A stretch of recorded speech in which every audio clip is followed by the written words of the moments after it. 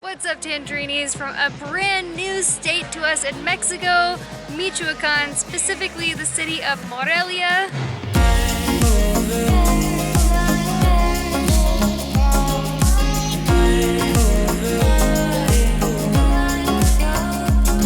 If you're new to our channel, my name is Maddie. And I'm Jordan. And we are Tangerine Travels. We've been traveling through Mexico for almost a year now, and our first time in Morelia, there were a lot of things that shocked us that we weren't expecting.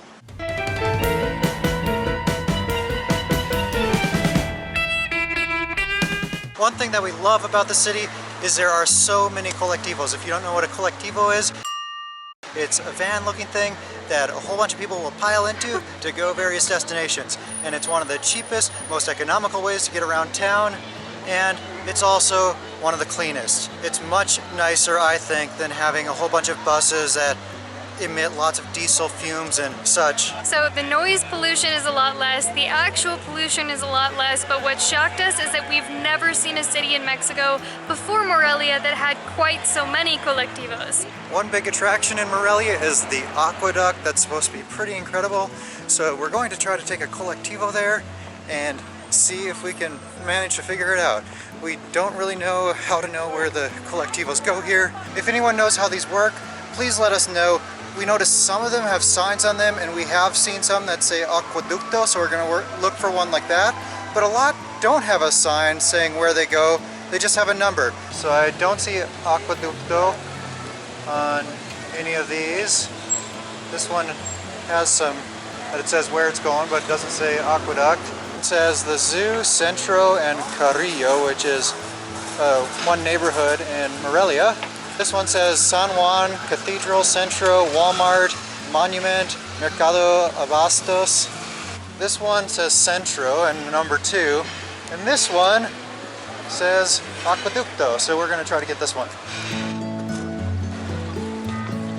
Acueducto.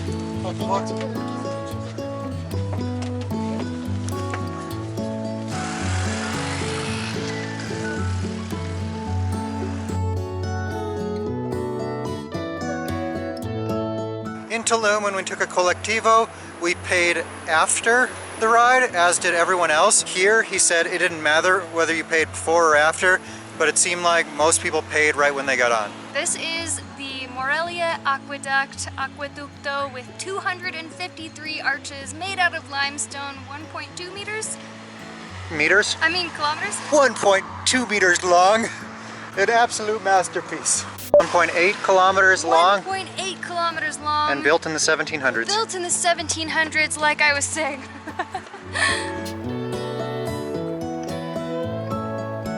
We didn't think this was a very well-known spot for tourism, based on what we had heard, that it's kind of a hidden gem, but we don't find that to be true. We've seen people from all over the world. This is the only place in Mexico where we've seen stuff written in 8 different languages. We've seen literally people from all over, whether they're Spanish speakers or Mexicans visiting from other parts of the world, or people from visiting the US or Canada or China. Portugal.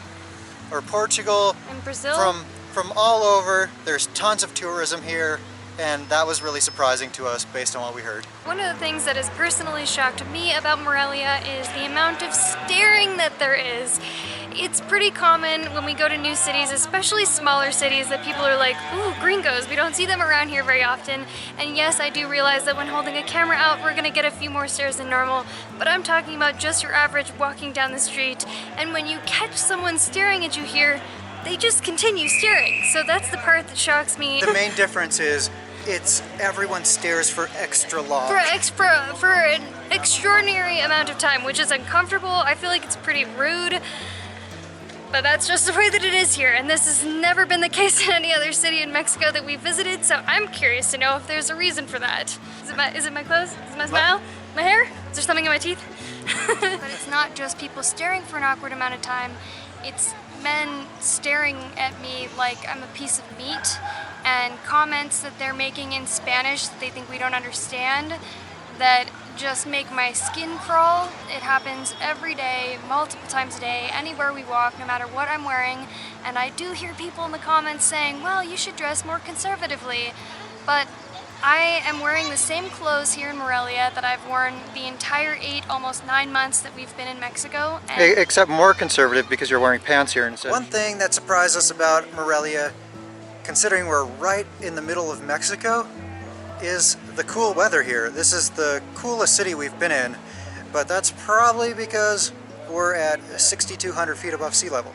And it's November, but you know, who's keeping track? But in all seriousness, many people have this idea of Mexico that it's just tumbleweeds and desert and cowboys and things like that. And hot throughout the entire country. And hot throughout the whole country. You country. wouldn't believe how many comments we get saying, how does your husky survive here? In the heat. It must be so hot. Apparently it's hot everywhere, so this might surprise or shock some other people too. That's why we're bringing it up. Something that shocked us about Morelia in the best way is the gorgeous architecture, especially this cathedral that's right behind me here, but even the buildings too, like this. Also like this. And like this. And this.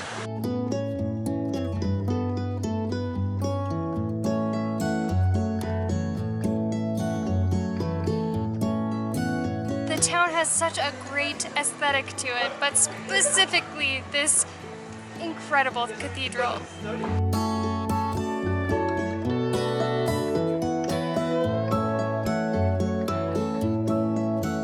As you guys might know at this point, our go-to for finding rentals in a new city throughout Mexico is Airbnb. If you haven't signed up yet, please use our link in the description to get $40 off. The point I'm trying to make here is that in Morelia, the Airbnbs are pretty much comparable to the hotels around. Usually you can save $20 or $30 by getting a nice Airbnb as opposed to getting a hotel in the city, but it's just not really the case here. Something that really surprised us about Morelia is how affordable the city is. We can finally afford to eat at some of the nicest restaurants in town, at least occasionally. Right now we're at Michoacán, which has become one of our favorite spots in town. It's right next to El Centro. This is something that on Yelp, I believe, has like 3 or 4 price signs. Although this is a very high-end restaurant that I think in the US you'd probably be paying $30 to $40 per plate. The last time we were here, my entree was 102 pesos and yours was 93. So pretty darn affordable, and you're right in the center of town. Great ambiance. And it comes with this beautiful presentation. Beautiful presentation of these plates. So I got jicama enchiladas and they were about 90 pesos, and Maddie got a super delicious looking salad with jamaica, which was about 100 pesos. My flight of mezcales from Michoacán was 89 pesos, which included an orange slice, jamaica or hibiscus salt, and a few cheeses from the area, I believe. Although you can eat at a 5-star restaurant pretty affordably, if you're on a budget, you also have lots of great options. For example, right here, you can get huevos al gusto, which is eggs any way you want them, and you can get it with bacon, chorizo, or something, and beans for 30 pesos. The next thing that surprised us about Morelia, Michoacán, is that it seems like a less conservative city than just about any other city we've been to in Mexico. Women wearing more revealing clothing, sex theaters like this one, a sex shop down the road that way, a sex shop down the road that way. I'm gonna do a walk by of this theater and sex shop, but I do realize that it's possible that there are sex theaters or sex shops in other cities in Mexico, but I suppose this is the most prominent that we've ever seen that, and also we're not looking, so it's possible they're just hidden amongst all these cities. So one more thing that surprised us here was that all the restaurants, when talking about drinks or liquor, they have all their measurements in ounces instead of milliliters, which is super unique for Mexico. And something we haven't seen except for the tourist towns. Yeah. Like Playa del Carmen, places like that. So we are now in the Mercado de Artesanías y Dulces, and this brings us to our next one, which is there is a lot of copper in Morelia. So cute. We did some research to find out why this is, and we think it's because there used to be a lot of copper mining here in Morelia and Michoacán in general.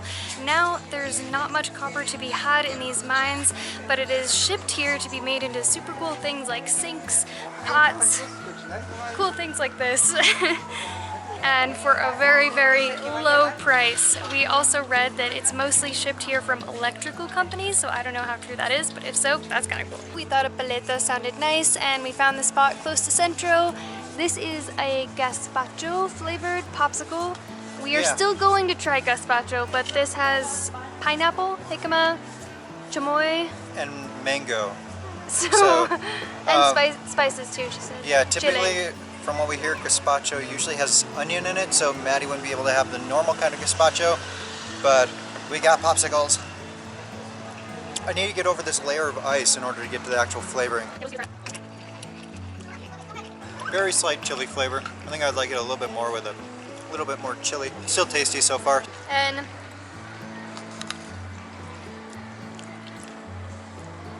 to me, it tastes a whole lot like Chilean mango. Like we get those type of popsicles all the time. This is good, and it was 15 pesos. This is a more expensive popsicle than what I would expect given the other prices in this city. One thing we loved about living in Guadalajara was that every Sunday they closed down some of the major streets so you could bike and rollerblade and take your dog out and go on the street all morning long. And after we put that in a video, we found out that Mexico City also has it, but we didn't know any other cities did, so that really surprised us. That really surprised me. I love that so many people come out to exercise in one day and you get to come out and watch, do all the dog watching you want, see all the cute dogs in one place. That's what I come here for, the dog watching.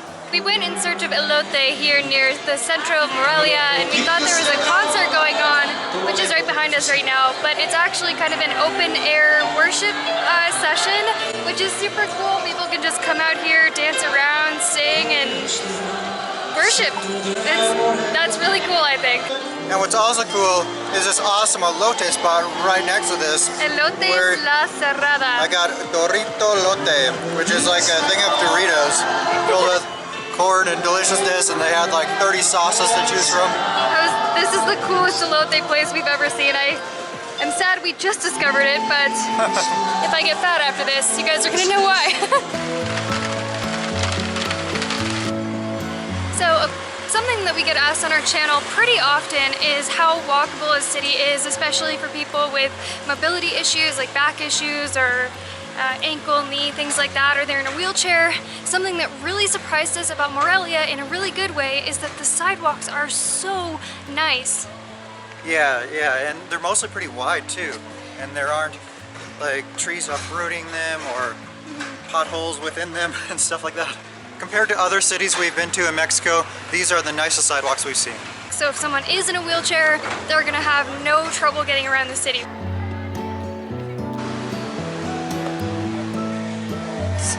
Hey, you. So we're now in front of one of the mini museums here in Morelia, and this is the home where Morelos, who the city is named after, was born. As we've mentioned in previous videos, we aren't huge history fans or museum fans. However, it is really cool that Morelia has dozens of them within about a 1 mile radius. So you've got like the planetarium, science museums, historical figures like this. If you're into history, this is a great place to visit. We are still in this hacienda where Morelos was born, and if I learned one thing here, he certainly came from a wealthy family. This place is huge. When we got to Morelia, we wanted to grab some food at a restaurant, but we specifically wanted food that was local to here. So we were looking for those kind of restaurants, and we got there, looked at the menu, and hardly knew a single word. We're pretty much talking about Morelian food or Michoacanian, Michoacan food. Those words are a lot different. So in talking about a tamal, here it's, what is it called? Corundas? Corundas, I think. So all the words change just slightly because they're unique to here, but we were like, help. And then we were trying to translate the words, and because they're so unique to here, they don't translate to anything.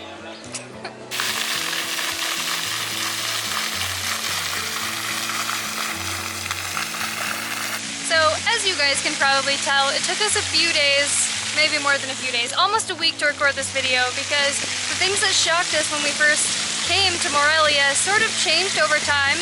For instance, a whole bunch of interesting characters were on the colorful list. characters. Yeah, that was an item on the list that we decided to scratch because it turns out we just ran into all of them on the first day. On the very first day. Oh, I'm a bird. If you stuck around with us to this point, thank you so much. Please subscribe to our channel to see more videos that we have coming up. Click that like button and gong that bell so you get notified when we put those videos out. And if you really loved it, share it with your friends on social media. But we will see you in our next one.